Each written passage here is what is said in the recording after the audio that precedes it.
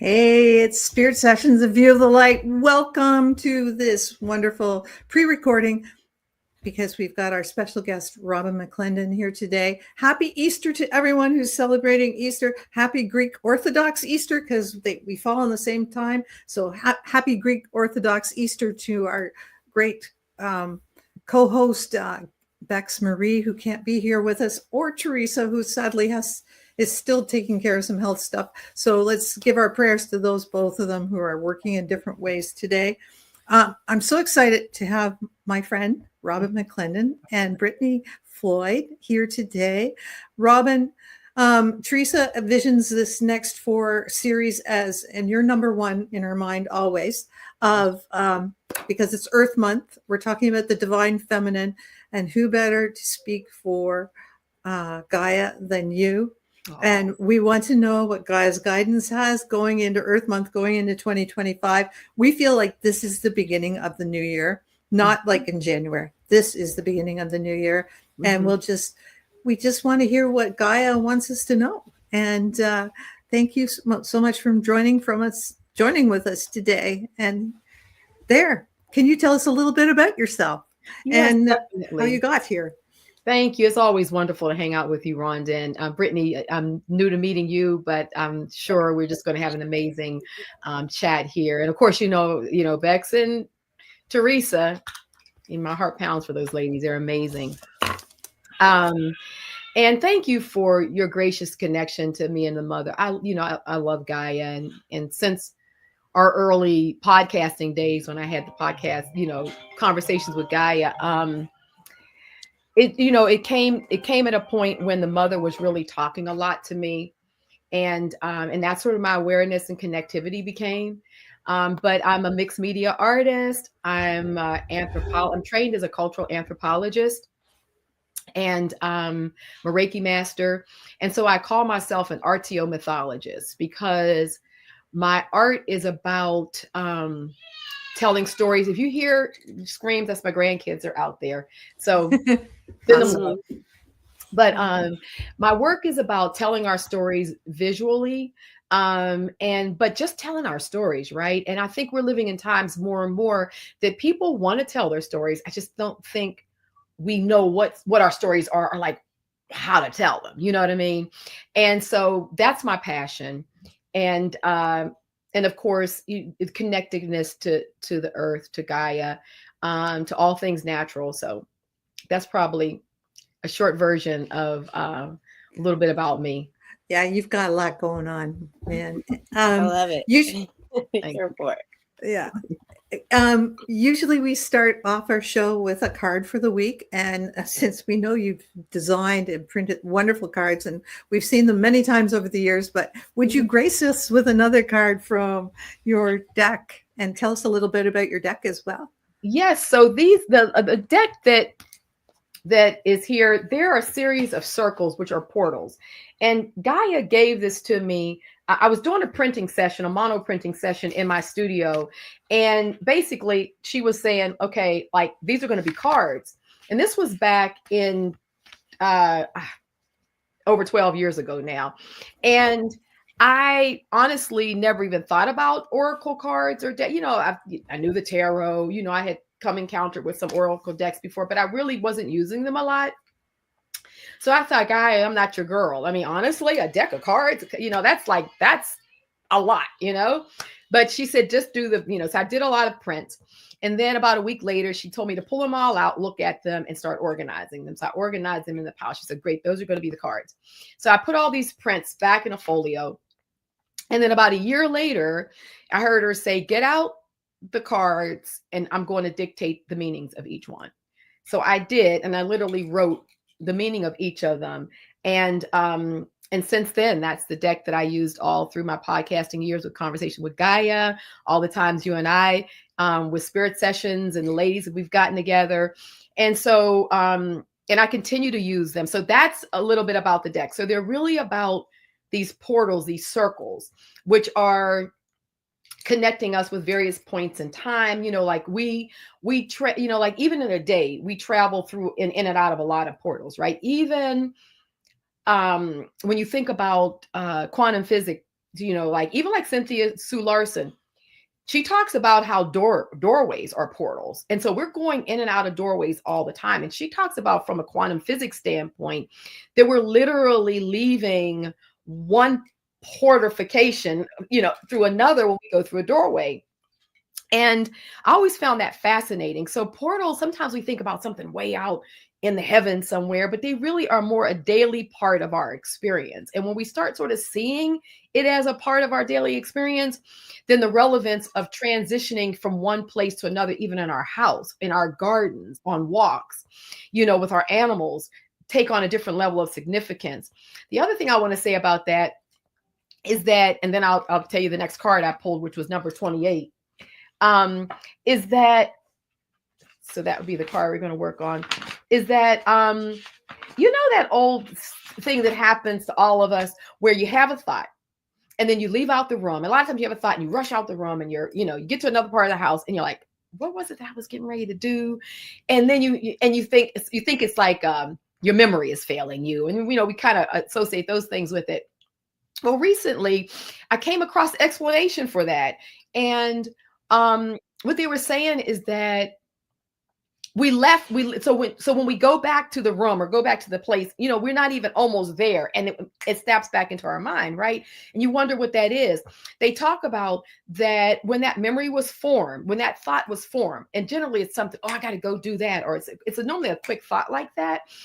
It's that we didn't actually take and bring that thought into our auric field, like bring it into our bubble.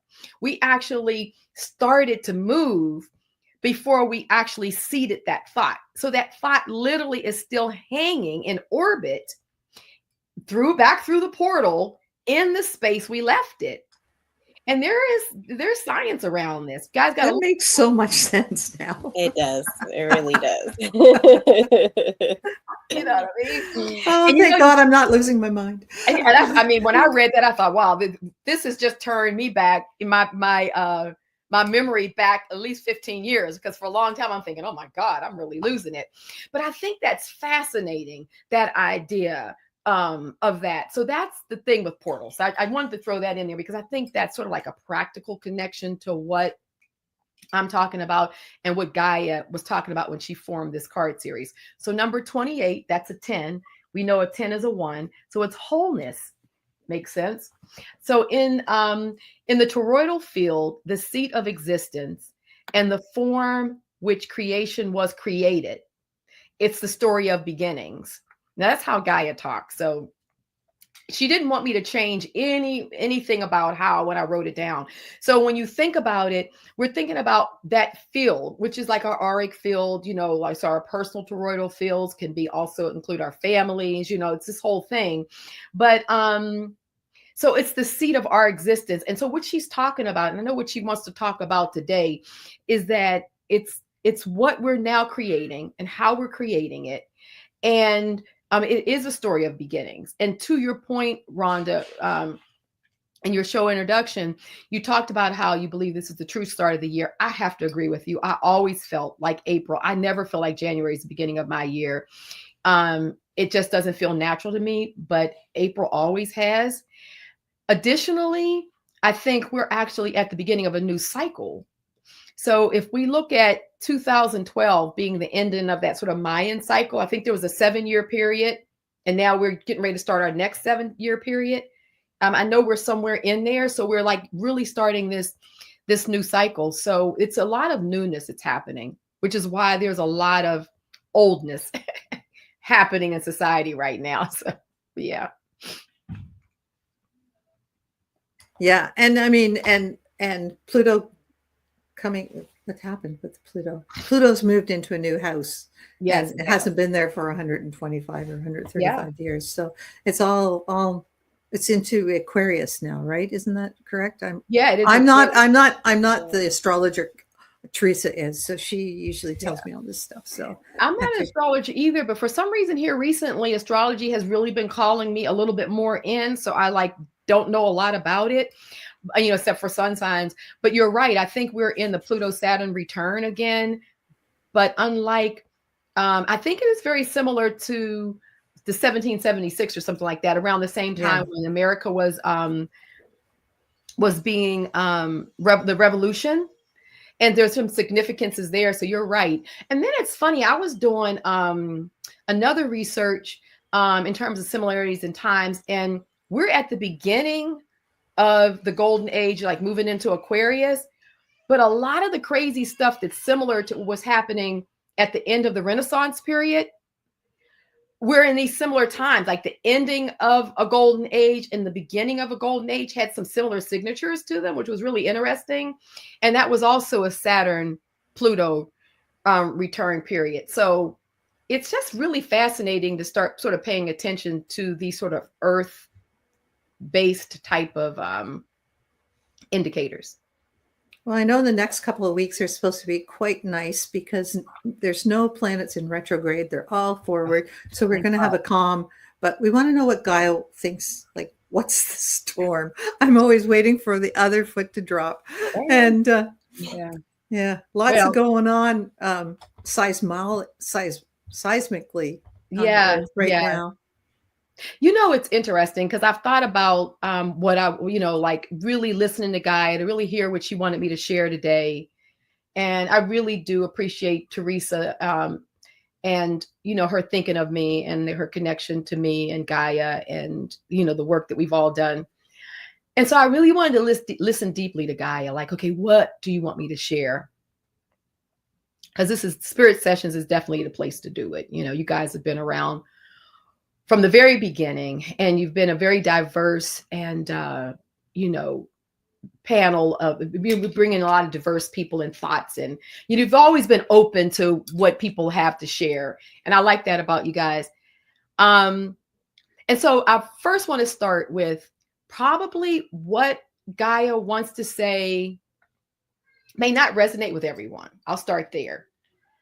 And I'll tell why. I'll tell you why she's wanting me to preference this, because as one can imagine, Gaia has an amazing amount of neutrality. She's very neutral, and we're living in times where there's little neutrality. So that alone can get folks fired up. You know what I mean? But the earth is neutral, and we have to take lessons. We don't have to, but we get to take lessons from the mother. All that man has done to her. All of the decisions that have been made to rip her open and take out minerals and take out this and do whatever and trash over here. And she's remained neutral. Like, I mean, honestly, you think about it, like, look how much could have happened, in terms of the power of this planet. And yet she's always displayed this love of a mother. And those of us who have been mothers, we know what that's like. You're not always going to have the perfect child. You're always going to have one child that challenges you. It's always going to be, this child, this cycle in their life, and the next 7-year cycle, that one calmed down, and you're like, the other one starts up. So it's this neutrality that we even have as mothers, right? As parents. And for the men listening to this, men are a part of this too. It's this neutrality that we have as beings. And as I've begun to say, as becomings on the planet, because we're in the process of becoming. And there's so much beauty and ease in becoming. Like, there's permission to not have it right. It's permission to still ask questions. But when you're being, that state of being, it's like, you should be done, like you should have all the answers. And so when the mother dropped that on me, it was such a relief that I say, yeah, I'm a becoming, you know what I mean? And I think even more so where we are right now, in this astrological cycle, in this point in the history of the Western world, there's a lot of newness. There's a lot of things that are ending and a lot of new beginnings. And so, as you all know, and many of your audience knows, we're not strangers to frequency, to the Schumann resonance, that being this Schumann resonance having the same frequency as the human brain. I think it's that 732 hertz or something like that. Having the same frequency, and the Schumann resonance is just off the chart. So it would make sense that our minds are really elevating. And I think that's why more those of us who have been able to hear things and get information are hearing more of it. And a lot of times that information is counter to what we're seeing in the world. And so sometimes it can close you off or close you down and think, well, I don't know if I'm going to say that. I don't know if I should share that, But honestly, what's happening is the mother is speaking more and more, and it's going to be words of neutrality. And also because we have frequencies and vibrations, those vibrations tie you to stuff. And right now, what's important is for us to ground. We need to be grounding down into the mother. I have what I've come to call this is it's an evolution. And one of the things when we would do talks before, Rhonda, when folks would call it ascension. Remember, I used to say Gaia called it expansion. So she sees it as an expansion. And I stuck to that. And I think where we are right now, we can see the ascension wasn't quite like maybe 7 or 8 years ago it was purported to be. But we definitely are in an expansion. We're in expansion. We're expanding. And what we're doing is we're going inside. And humanity is starting to go inside and start fixing themselves. So things like folk stories, folk medicines, gardening, connected back to raising animals, having your own chickens, and I don't think it's so much more about whether or not you're eating certain kind of foods. I don't think it's that. I think what's happening is people are going back to the earth. People want to connect with something that's solid, that's not so much, that's not so esoteric and maybe so ungrounding. The pandemic really put everybody into a place where afterwards there was such a desire for grounding, and the earth was there, when we were in our separate, having to be separate or staying in or whatever, the earth was always there for us. She carried us, she nurtured us. And I think that in those quiet moments, in that connectivity, people rediscovered the mother, really rediscovered the beauty of Gaia. And there was so much comfort and so much love that now people don't want to move away from that. They're going deeper. And so what I call it is when we're thinking about the evolution of the species, so we're moving from one age to another and we're continuing to evolve. And so I think of it as post-evolution. And by post-evolution, I'm using the word post to mean the idea that we're going back to something. It's something that is not after, but it's a process of going into cycles, going into let's say otherness. So post would be otherness. So it's other evolutions outside of linear. And so it's more circular evolution. So it's almost like reincarnation. We're re-evolving and we're going back to what we had been, because the evolution that we're doing right now, our ancestors were doing that. They weren't even thinking about it as any kind of special skills or talents. They just, put a finger up. Oh, okay, there's about ready to be a storm. Let's go ahead and bring all the animals in or something like that. It was natural to them. And I think we're revisiting that. And so tongue in cheek, I call it compost evolution. So we're composting, we're those things that we don't need. The thing that the beauty of the pandemic is that it showed us all the things we didn't need. Some of the activities, the places, the things, the material stuff, it showed us what we didn't need. And it began to give us a time to see what was important to us. And because of that, we started shedding things. But as opposed to looking at it, how horrible this was or that, and it was not a pretty time. We know that. But a lot of times, compost is not pretty either. You open a composting bin, it's a little rank. But we're getting rid of the things we don't need, but we're returning it to the earth. So the earth, what Gaia is saying, everything that you don't need, dump it back into me, and it's going to remineralize the soil. It's going to remineralize her spirit. And in the process, she has more to give back to us, because she can take and turn those things that we didn't need back into things that we can use from her. So I like to think of it as compost evolution. We're composting as we are evolving. We're going in this circle. We're going back to ourselves. And it's a very wholesome thing. And I mean, we could have some scary things that we don't need anymore. I know right before 2020, my eyes were open to the fact that I had some narcissistic entrainment. Like I was raised, like a part of, my family background, sort of trained this idea of being codependent, helping people, worrying, like always worrying, helping, doing, and a part of that narcissistic sort of gaslighting and stuff. And so I attracted that in my relationships, especially my primary relationships. And I went through a healing process on that. I opened up, I learned what this whole thing is. I heard about narcissism, but I thought it was something that happened on the other side of the world. I did not even think about that I could be being in that cycle. And I went and did talk therapy and really opened up and learned a lot, but I shed a lot. I got rid of a lot. And Gaia was just keep on dumping it into me. And so I think we get to look at some of our fears, some of the mental health issues that came up during the pandemic, from being separated from loved ones, people passing on that we didn't get to say our goodbyes to, others being sick, all this stuff that we dealt with. That's the kind of stuff she wants us to dump now. And we can dump it without pointing the finger. We can dump it without having to look out into the world and say that this person or this thing or that thing did it to me. You know what I mean? Or was responsible for it.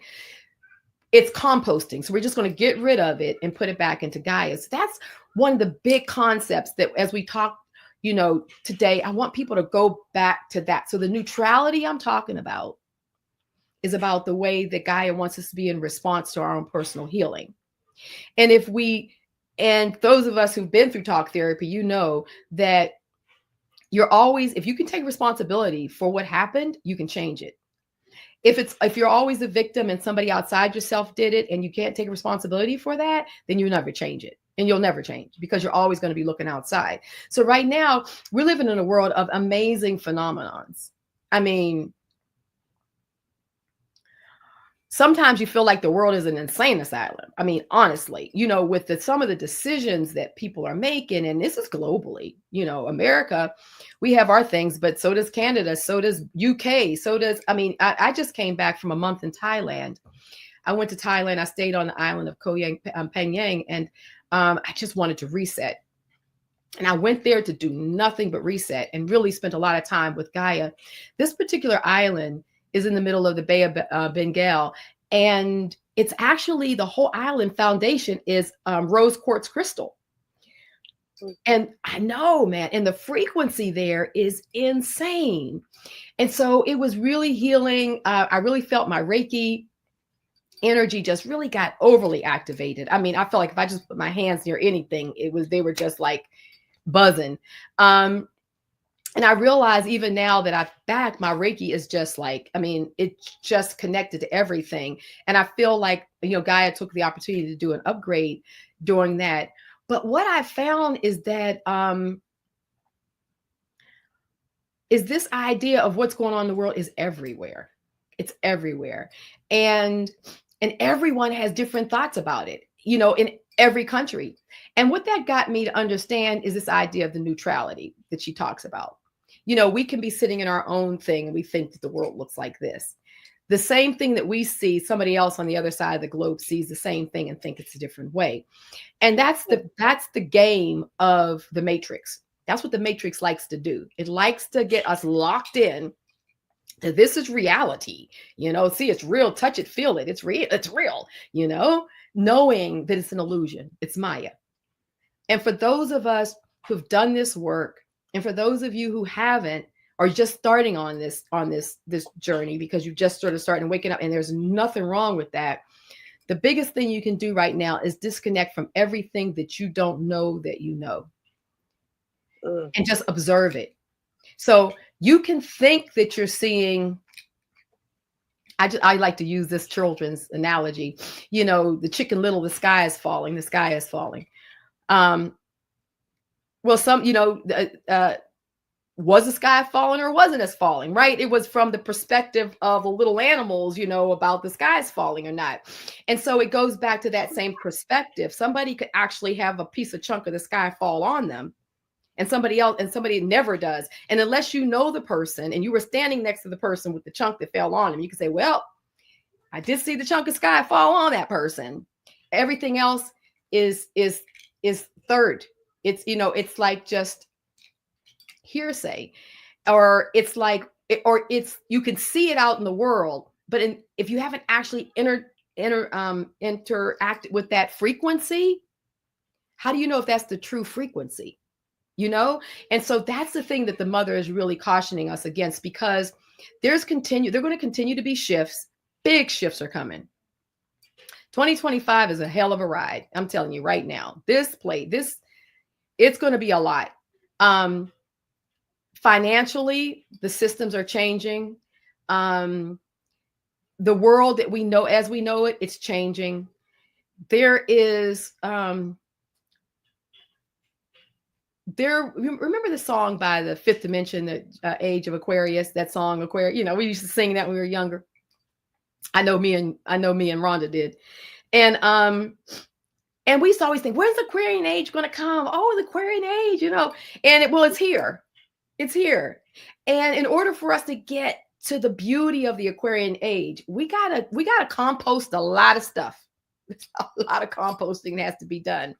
And while you're composting, just make sure you ain't picking it back in the pile and picking up anything rotten, because that frequency will stay with you. And whether and how we transfer or expand into the coming age will have everything with the denseness of the frequencies that we're dealing with. So her thing is stay neutral and just dump. But I'll let you ask some questions. I'm sure you must have some.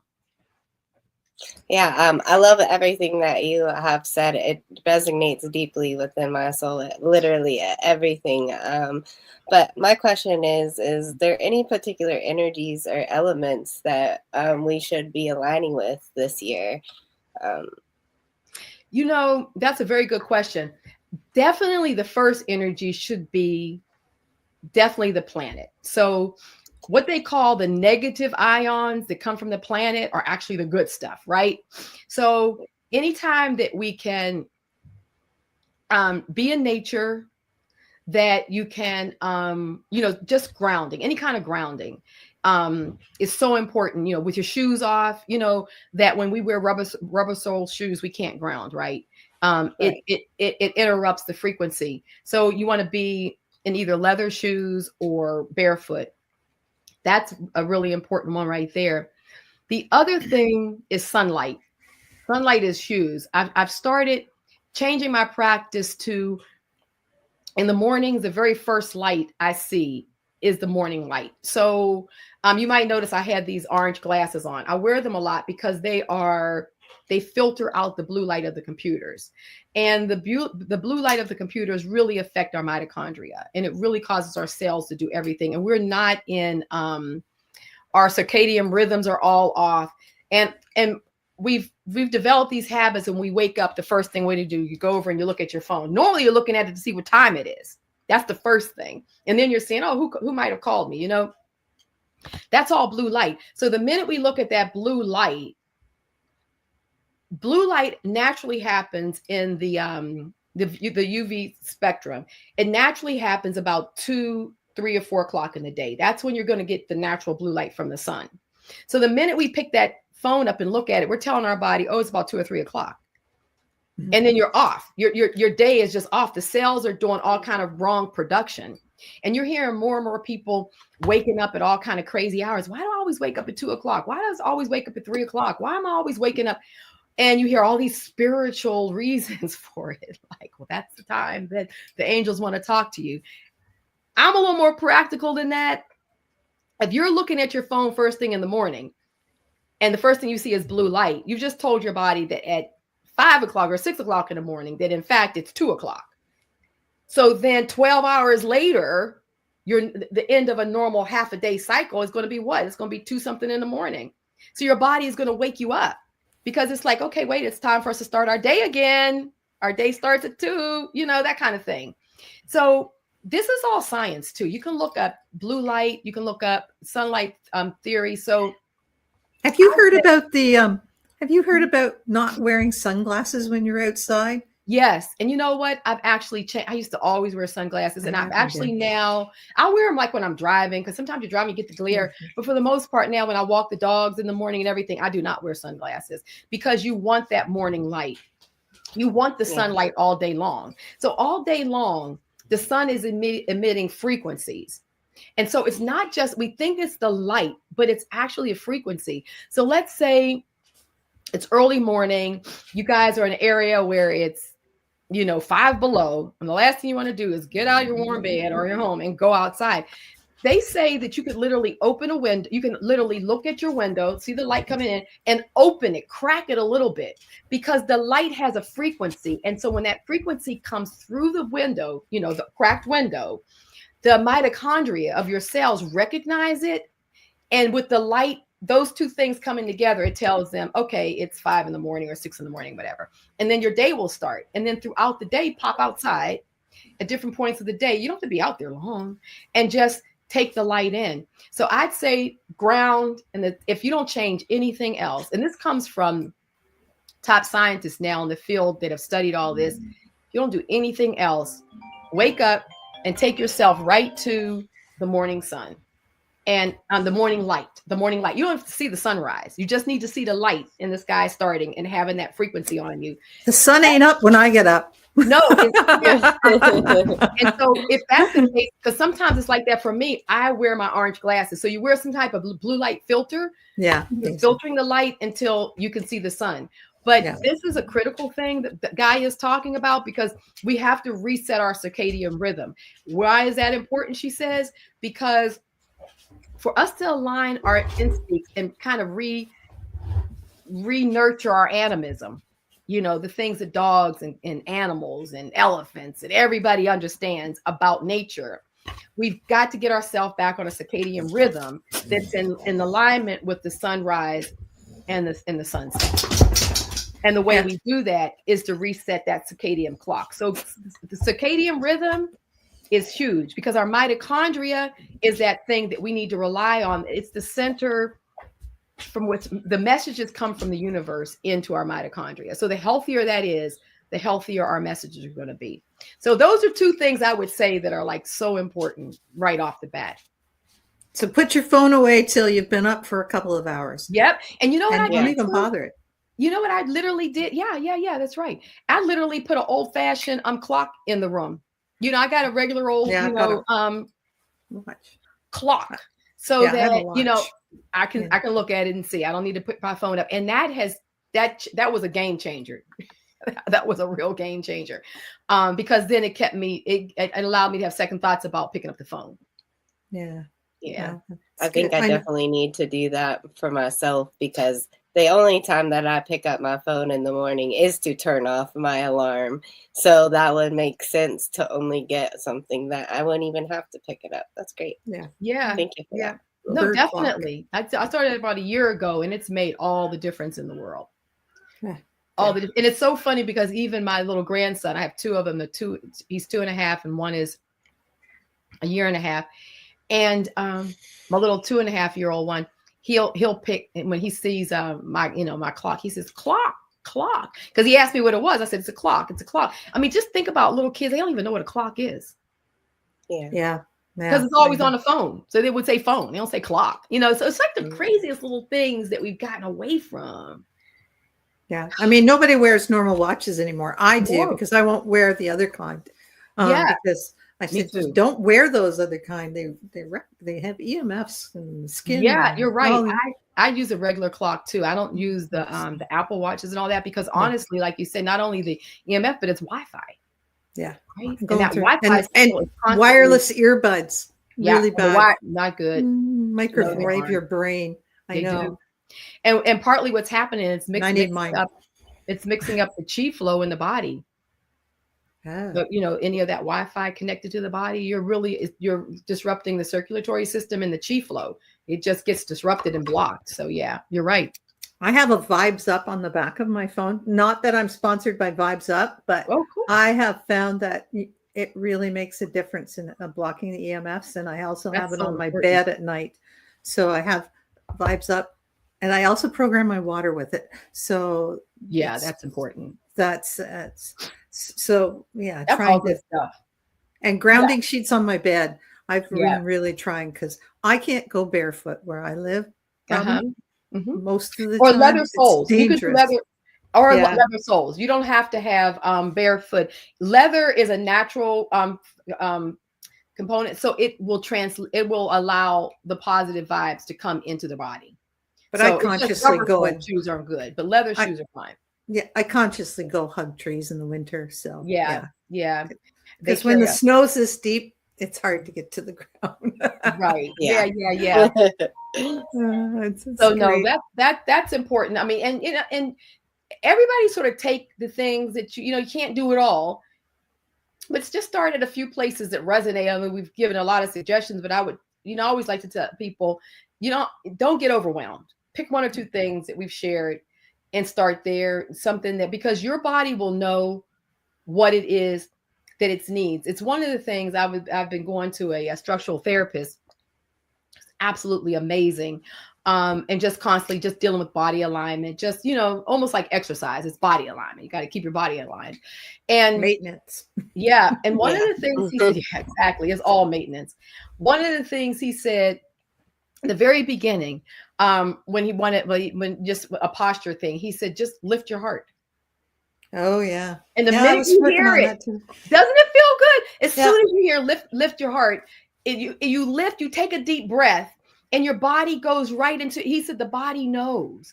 The body knows. You don't have to put the shoulders back and do all of this and all of that. That's not natural. He said, when you lift the heart knows exactly where to put everything. You take a deep breath, and it feels everybody good. take a deep breath and lift your heart. Well, it happens all naturally because the body knows what to do. And that's one of the things that I've been telling myself to get back to, is this just like, I'll say little things like lift my heart, or the other thing that I like to do. And I did this the whole time I was in Thailand, because with so much going on, so much to do, you know how that is when you're on downtime. But I asked myself, when I was presented with something to do, it could have been even a Zen thing. It could have been meditation. It could have been a hike, because it was all that kind of stuff. But I'd say to myself, is this going to allow me to rest and digest? Because we know the parasympathetic system does what? It rests and digests. The sympathetic system, flight or fight. So I would ask, is this going to rest and digest? And immediately I'd hear either yes or no. And I just did it. And I'm telling you, I stayed so balanced.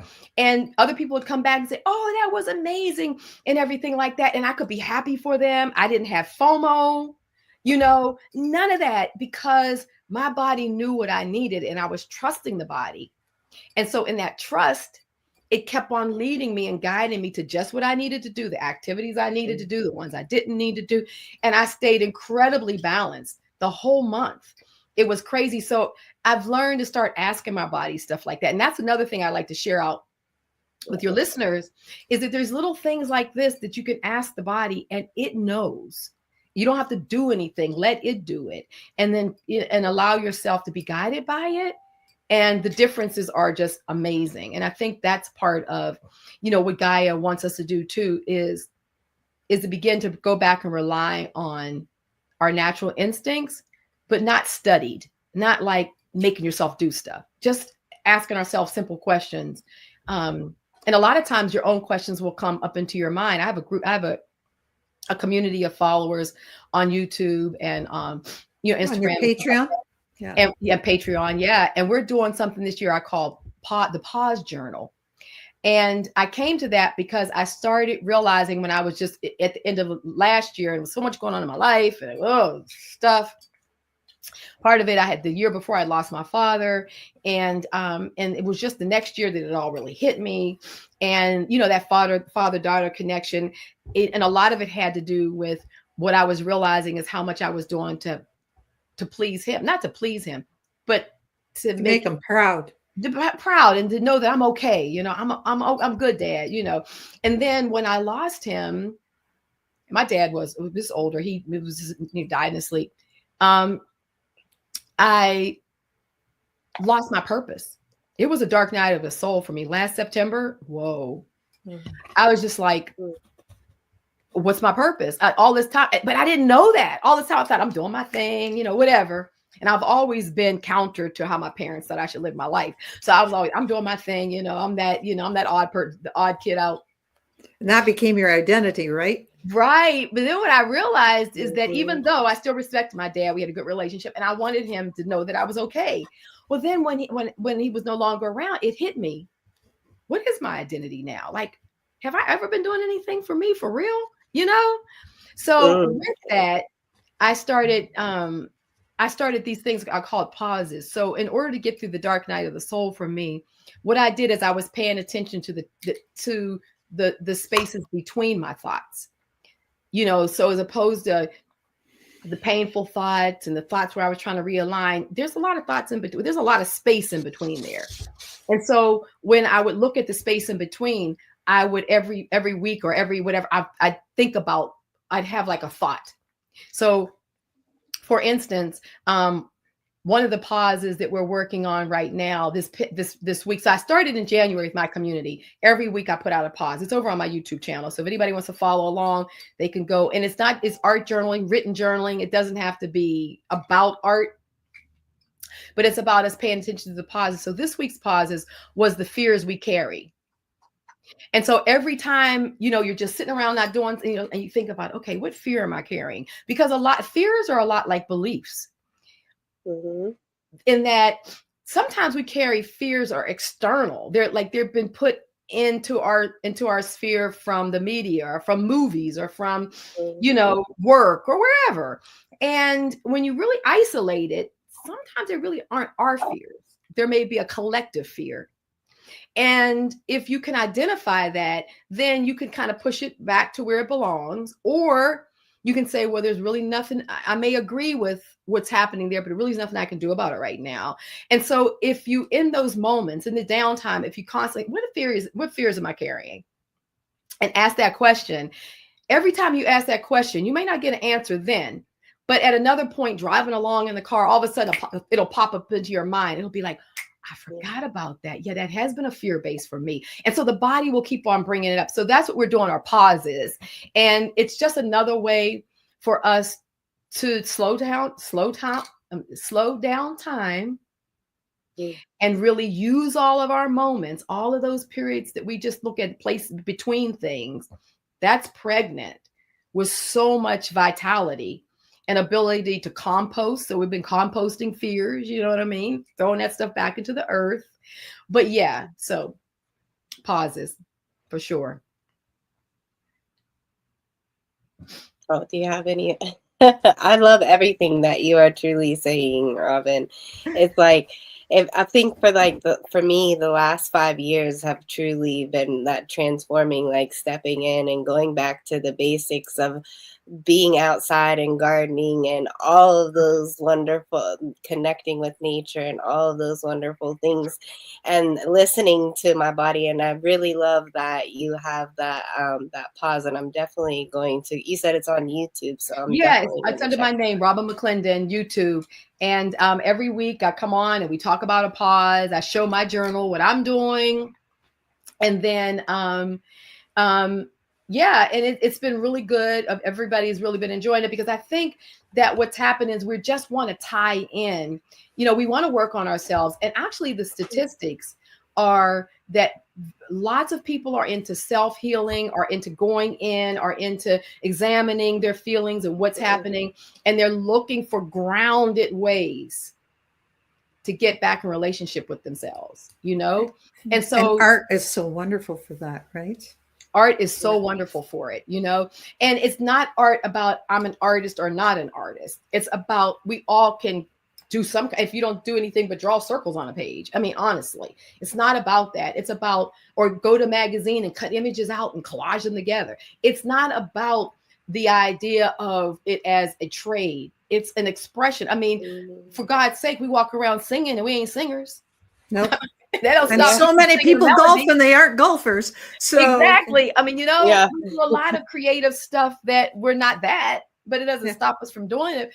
For some reason, with visual arts, people have trepidations about just picking up a pencil or picking up a paintbrush and just doing whatever makes you feel good. Or journaling about it, just journaling about how we feel about. We've even as a culture gotten away from journaling. You know what? I thought about this. Maybe it's been about a year ago now, but I was looking at an application form, and it, I don't know why it hit me, but they never ask anymore about. I might have been helping my youngest daughter do something. They never ask you what your hobbies are. Remember how when we used to fill out application, it always asked you, and what's your hobbies? I don't really care what you were filling it out for. It was always about hobbies, but they never ask that question anymore. And they say, don't even put them on your resume anymore. And you're wondering, is it because we don't care about other people? Or do we not have any hobbies? Looking at my phone is my hobby. Right. That's a part of it. It's like, it's a part of the matrix. It's the matrix structure. You know, we know that about the matrix, and it's going to keep on trying to cause you to truncate you into the direction it wants you to go. And right now we are heavy into truncations right now. Like we're heavily being guided and directed to how we should think. And I just want to encourage anybody out there that's listening right now, if you're not in alignment with the current acceptable ways that one should believe, you don't have to go along with it, and you don't have to be a protester about it either. And that's what I like about journaling. You can write things in your journal. You can say, you know what, I'm not comfortable with that thought pattern. Like for me, I'm just not comfortable with war. Plain and simple. It's not about picking sides. I don't want to pick sides. I know I personally would not go out and kill somebody. This I just know for a fact. I'm not going to go out and kill somebody. Now, self-defense, who knows? I mean, just saying. But different. If you do, you would have to live with that. I think about it like this. I remember years ago, I used to work at this sort of educational center, and I worked evenings. And so I was coming home one evening. It was on a winding country road, and I was coming home, and it was dark, and this possum ran across in front of me, and I hit it. And that thump, I can still feel that thump in my body right now. It was a possum, and I still carry it with me, like, oh my God, I didn't kill this possum. It was such a thump. And I think about, that's a possum, Robyn. There's no way you could just kill a person. And if you did, right, you personally live with that. And that's different. So if somebody in self-defense or whatever, you take responsibility for that action. So karmically, you take responsibility for it, right? You live with it.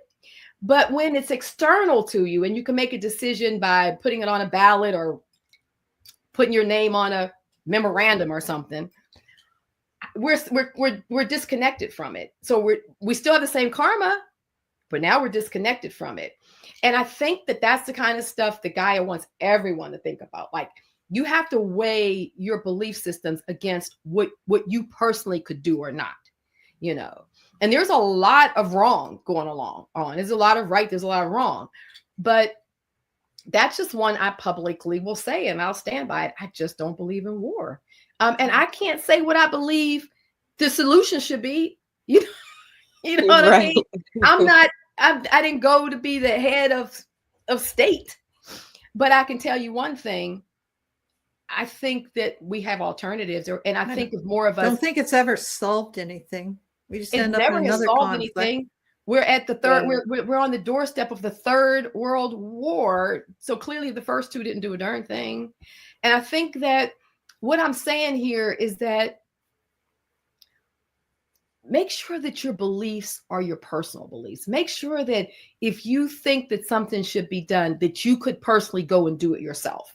And if you could personally go do it yourself, don't send other people's sons and daughters to do something that you wouldn't personally do yourself. And I think that if we have that mindset, at some point, what Gaia is helping us to understand, there would be more mitigation. There would be more negotiations, more, okay, you do this and I'll try to do that. Let's figure this out. Really, armies should be made up of retired people and middle-aged people. They should not be made up of young people. Exactly. Honestly. And the leaders should all be postmenopausal women, because we're I love it, Rhonda. No, seriously. I mean, and so that's a huge area that Gaia really is mourning over. She's really mourning over where we are right now. And not because, like there's a need for resolution, but because her children, for the most part, are very casual about where we are right now. And I think that that's something that, I've personally taken seriously, and I don't mind being ridiculed for that. People on both sides will say, well, listen, what about this? What about this? All I know is that I couldn't do it. So I'm not an advocate for it. So it's things like that, I think, that we get to at least journal about, Yeah, for sure. If we don't want to talk about them openly, we get to really ask ourselves these kind of questions, because we're moving into the time of karmic personal responsibility. That's what's happening astrologically. When we're in a time now in 2025 where the systems are crumbling. I mean, I think just recently I heard people talking about in the UK and in Ireland and Great Britain, on the Isles, that they're being told to stockpile like 78 hours worth of food. I mean, like there are a lot of people talking about this, like they're serious. Their governments are saying, because we don't know, and so isn't it interesting how when it's time for something big like this to happen, it's back to personal responsibility. Yeah. Make sure you personally have what you need. But when everything is great, there is no encouragement of personal responsibility. So you can see how we go back to this idea of personal responsibility when things are tough. So why not already be there? Why not already think for ourselves and move in the frequency that we can be in alignment with? And that's the energy that we're in right now, for sure. For sure. Yeah.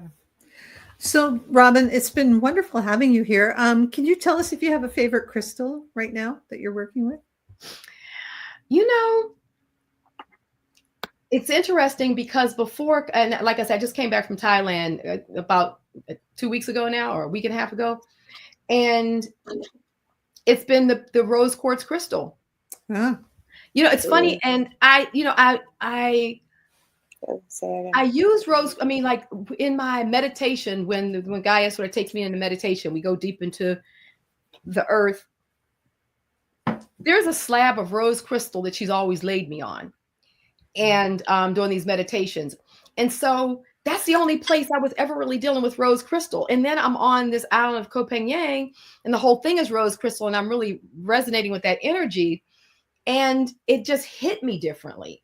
So yes, that's really what I've been focusing and working with, and things that are pink, the emanations of that frequency. So yeah, it's been rose quartz crystal. It's a very powerful energy, crystal for peace.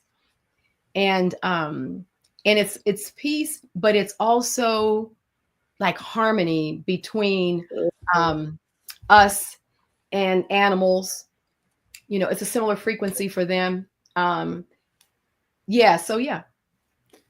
Do you have a favorite song that's been playing, like earworm that you've been playing over in your head? Because I imagine songs change quite frequently with you, but you got a favorite recently?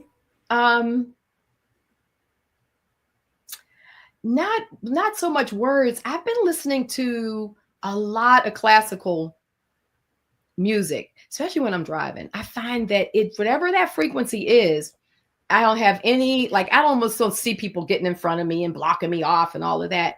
And so it's been this real return to actually imbibing myself in classical music. That frequency it's tuned to is so true, 532 hertz or whatever. Yeah. And yeah. And so I can just drive and think, and literally I get from point A to point B. And if you ask me, did anybody do anything stupid on the road? I'll say no. But if I'm not listening to the music, I can give you 29 examples. So thank God for the classical music. It does soothe the savage beast. Yeah.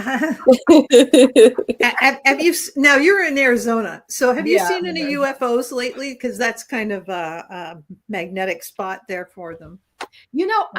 It's interesting. I have not seen any UFOs recently. I've seen, what I've seen more is portals. I've seen more the portals that are in the skies opening, but they don't seem like they're related to UFOs so much. So I find that we're just in some, I'm finding that I think that frequency has really changed a lot. And I do think there is going to be sometime this year where we're going to actually see some real the landing strip built. Yeah, I think that we're going to have real encounters. Because I think we're in a point that we're so close to annihilation that there's a need for some intervention, hovering over nuclear plants and stuff that they've been known to do. But so not that, but what's interesting is that what has popped up a lot for me has been the spirit of the Yeti. They seem like they're everywhere now. I mean, like even that frequency is even on dog walks with me, It's like their frequency was, we think of them as these forest creatures, and I've not only encountered them on Mount Shasta, but I've actually had a physical encounter where I've seen the dog man. I mean, right in front of me. So I was in a car, but I encountered them. So I've encountered them twice. And one where I physically saw them, the other one, when we were in Mount Shasta, when their frequency and their sound and everything was right there, they were talking. I mean, you could hear them. They got a strange bird call kind of sound to them. But, and what's interesting is they've moved away from, they're moving down into among us. Now, the interesting thing about the frequency of the Yeti or the Sasquatch, and they're, I'm hearing them want me to tell you guys this, so I will, is that, they present as elementals. They present as elementals. So if you're on a walk and you see something kind of dart by, or you see something that looks a little elemental, sort of like almost like Lord of the Rings kind of concept, these little elemental, this idea of that thing that flicks at the side of your corner of your eye, right in the forest. Mm-hmm. Yeah. And it looks like it could be a little hobbit or a little, I don't know, a little something, a little animal of some sort. That's how they present. And when they actually change their shape, because they're shapeshifters, when that frequency becomes, this kind of bigger than life, it's because they're matching frequency. So if you've never, we're the Sasquatch. Because they're matching. If you have this aggressive, we're going to try to catch a Sasquatch, we're going to try to drag them in, caveman style, you will get every bit of a Yeti, of a Sasquatch, right? But for the most part, because they are the guardians of the portals, and they're guardians of the realm that we're in right now, they're coming in closer because the need for this guardianship is so important, because the veil has thinned so much that we're so close to spaces and places that we don't even understand. And so they're guarding a little more closer now. And I'm going to say this, and I think a lot of your audience would be familiar with this. I think most of us are familiar with the work of David Icke, and the work that he had around the Archon. Yeah. So with that said, more of that archonic energy is everywhere. And so because the Sasquatch, the Yeti, are the guardians of these portals, and as they're thinning, they need to come in closer to guard better for what we're dealing with in the times that we're dealing right now, if that makes sense. So if you have that little mystical encounter, just give thanks for them. Their energy is so protective. They want to protect. They know how to protect us without any kind of problems. You can ask for their protection, and they will. You can ask for them to keep your animals protected, and they will. So yeah, they want. Gaia wanted me to say that, and I can feel the frequency of the Yeti really wanting me to put that out there, because they're not these fierce, ferocious, crazy, scary things they've been made into, though they can be. But they're matching frequency. So.